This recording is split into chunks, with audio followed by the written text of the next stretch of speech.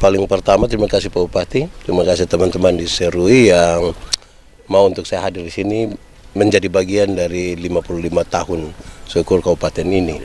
Kita bersama-sama ada di sini untuk Serui tercinta, untuk Kabupaten Kepulauan Yapen. Lebih dari itu, kita merawat perbedaan-perbedaan yang di antara kita, apalagi ini baru selesai pemilu, mungkin ada pihak-pihak yang mungkin tidak puas dengan keadaan, ada upaya-upaya untuk menghancurkan kebersamaan yang sebenarnya sudah baik ini. Mari kita sama-sama membangun mimpi yang baik untuk daerah ini. Saya bayangkan tadi kalau satu orang bermimpi itu mimpi, tapi kalau kita semua bermimpi bersama itu kenyataan. Untuk apa kita tidur satu tempat tidur tapi dengan mimpi-mimpi yang beda? Lebih baik kita tidur tempat tidur yang berbeda tapi dengan mimpi-mimpi yang sama. Supaya kita membangun visi yang baik, visi bersama. Kalau hanya Pak Bupati bermimpi itu hanya mimpi, tapi kalau kita semua bermimpi bersama dengan masyarakat itu kenyataan. Terima kasih untuk panitia yang luar biasa, untuk semua orang yang menjadi bagian di sini.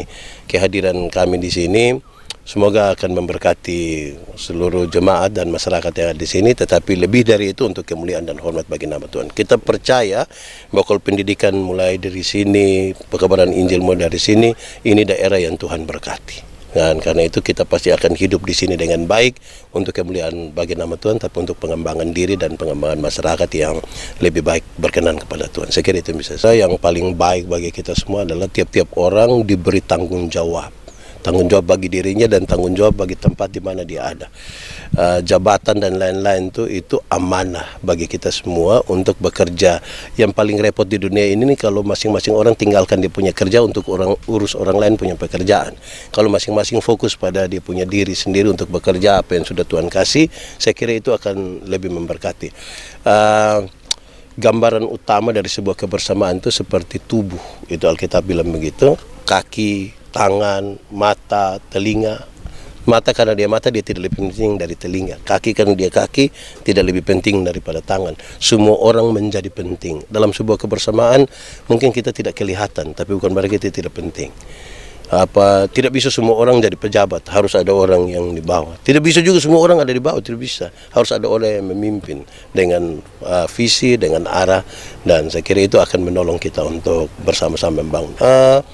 Sepanjang hidup di dunia ini tidak ada yang selesai. Kita akan bekerja, kita evaluasi, temukan kekurangan, kita tutup itu, nanti ada lagi kekurangan. Fokus kita di mana itu lebih penting. Banyak orang masih fokus pada kekurangan, kelemahan. Padahal masih banyak hal yang bisa jadi kekuatan kita untuk kita fokus itu untuk pengembangan dan lebih dari apa yang ada sekarang. Terima kasih. Terima kasih. Ya. Itu mesti disyukuri karena kita semua diberi kesempatan untuk menimba spiritualitas bersama dalam keberagaman kita. Saling menerima, saling menghargai, tapi juga menimba spiritualitas bersama. Teman-teman yang melakukan puasa, mereka sementara menjalani itu dalam ibadah mereka. Teman-teman yang sementara ada dalam prosesi Paskah, mereka juga menimba spiritualitas di sana. Saya kira itu akan menjadi kekayaan bagi kita. Dulu daerah-daerah atau perusahaan-perusahaan misalnya fokus kepada orang-orang yang pintar. Cari dong orang-orang yang pintar. Cari orang yang pintar. Setelah lewat beberapa waktu, ternyata kepintaran saya tidak cukup. Harus cari orang yang punya kecerdasan emosi. Setelah cari sudah pintar lagi, emosi bagus, mereka sadar betul bahwa satu tindakan emosional yang tidak terukur merusak seluruh kepintaran. Harus ada tambah satu lagi, yaitu kekuatan spiritualitas. Jadi orang pintar, emosi bagus, tapi yang spirit yang bagus. Spiritualitas itu gerakan dari dalam ke luar, bukan dari luar ke dalam. Yang dari luar ke dalam itu pencitraan namanya. Dia harus dari dalam ke luar. Yang di dalam itu teologi, yang keluar itu etika.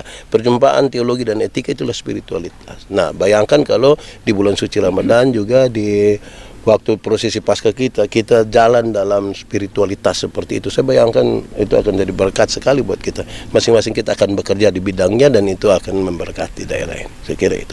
Terima kasih. Bicara tentang, saya kira yang paling penting di sini membangun yang tadi, tubuh, jiwa, roh.